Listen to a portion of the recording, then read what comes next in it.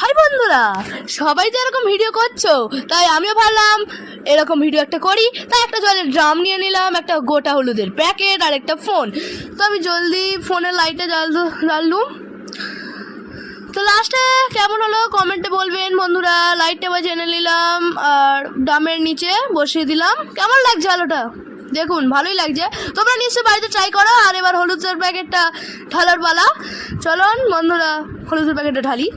হলুদ প্যাকেটটা ভালোভাবে নাইড়ে ড্রামের চিপিটা খুললাম, খুলে আবার ঢালার পালা। ও পুরো প্যাকেটটা যা আছে পুরোটাই ঢেলে দেবো, ভালোভাবে মিশবে, ভালোই লাগবে। ও পুরো ভিডিওটা দেখে বলবেন কেমন হয়েছে, কমেন্টে লিখেও যাবেন।